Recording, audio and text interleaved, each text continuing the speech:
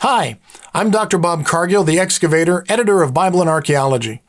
Bible and Archaeology is pleased to present the top 10 archaeological discoveries of 2021 presented by Marshalltown, maker of the premier archaeological tool, its hand trowel, used in excavations around the world.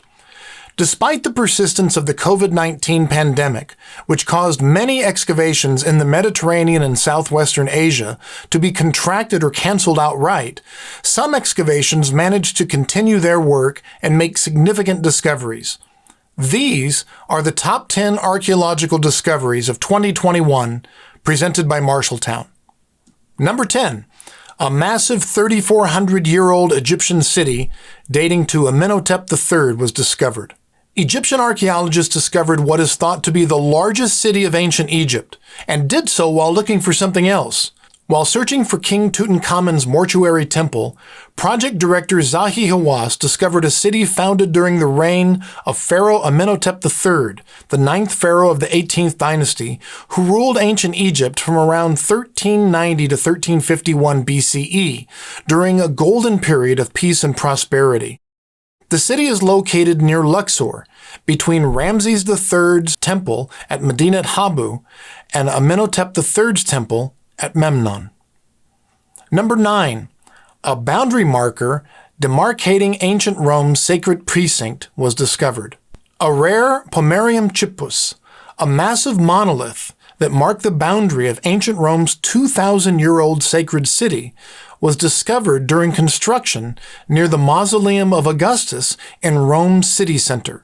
At over 6 feet tall, the Emperor Claudius had the travertine or limestone monument inscribed with the words indicating that he had, quote, extended and redefined the Pomerium because he had increased the boundaries of the Roman people.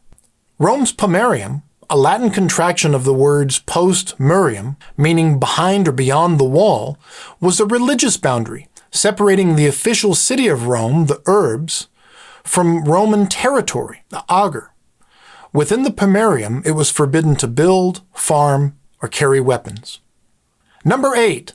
A 1,600-year-old Byzantine Mosaic discovered in Yavne, Israel. A multicolored mosaic pavement dating to the Byzantine period, 300 to 400 CE, was discovered in a large industrial zone in Yavne, Israel. It is the first colored mosaic that has been discovered in the coastal town between Tel Aviv and Ashdod. Number 7. The oldest cuneiform inscription discovered in Saudi Arabia depicts Babylonian king Nabinitis. This basalt wall engraving, discovered in Al-Hayit, ancient Fadak, in northern Saudi Arabia, is the longest cuneiform inscription ever discovered in Saudi Arabia. It depicts the Babylonian king Nabinitis holding a scepter in one hand and his other hand raised in prayer facing 4 religious symbols representing various deities of the Mesopotamian pantheon: a serpent, the star of Ishtar, the winged disk of the sun god Shamash, and the crescent of the moon god Sin. The fact that the crescent is nearest to the king and is larger than the other symbols likely represents the importance of the moon god Sin to Nabinitis, whose religious reforms, seeking to elevate Sin over Babylon's traditional patron deity, Marduk, led to his self-imposed exile. The cuneiform inscription is still being deciphered by Saudi scholars. Number 6. The oldest known beer factory discovered in Abydos, Egypt. The oldest known beer factory appears to have been discovered at one of the most important archaeological sites in ancient Egypt.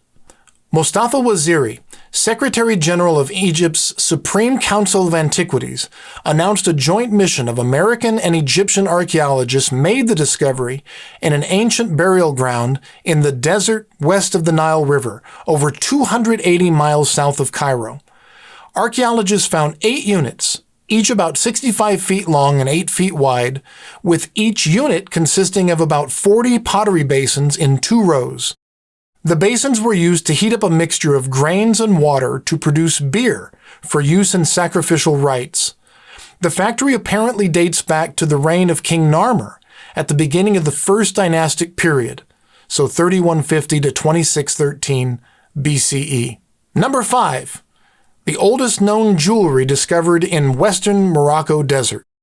This 150,000-year-old set of shell beads may be the world's earliest known piece of jewelry. The 33 half-inch long snail shells were discovered in Morocco's Bismoun cave and were likely worn as earrings or strung together and worn as a necklace or bracelet. This type of naturally crafted jewelry is similar to other finds on the African continent, but this discovery is the earliest example, as previous finds had only been 130,000 years old.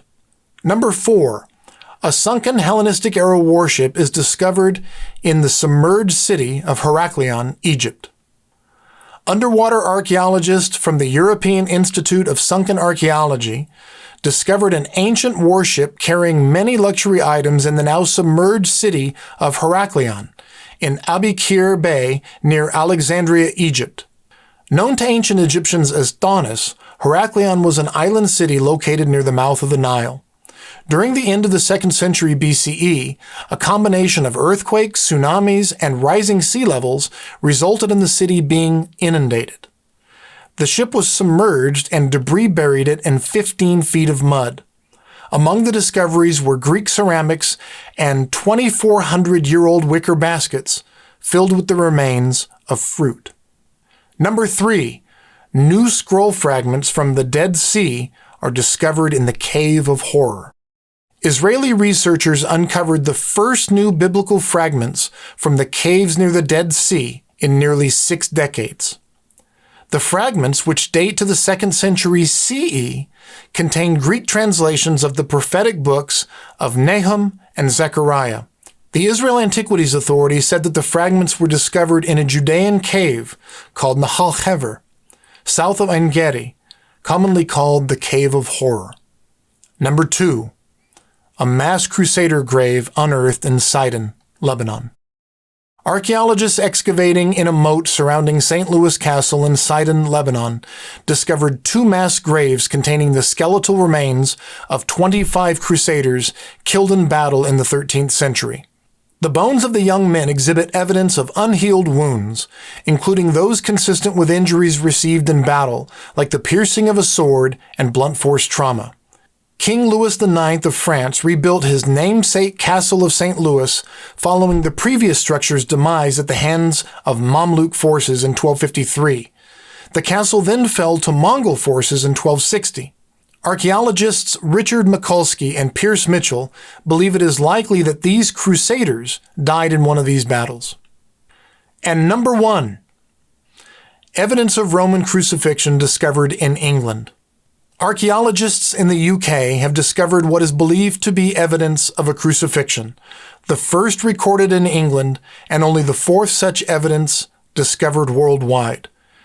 During an archaeological excavation in Finstanton, a village in Cambridgeshire in eastern England, David Ingham, project manager for Albion Archaeology, and Corinne Duig, Director of Archaeology Studies at Wolfson College, University of Cambridge, discovered a partial skeleton surrounded by around a dozen nails, including 1 nail driven through the heel bone.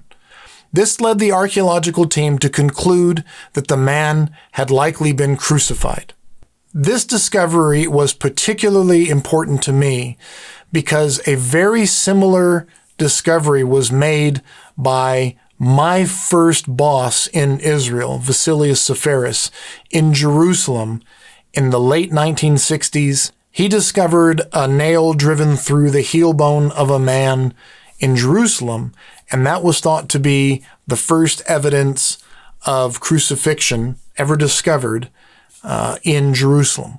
So this discovery in particular, in addition to being an incredibly important discovery in its own right, made me remember Vasilius, all that he taught me, all that he meant to me, all the doors he opened for me in Israel and the archaeological world.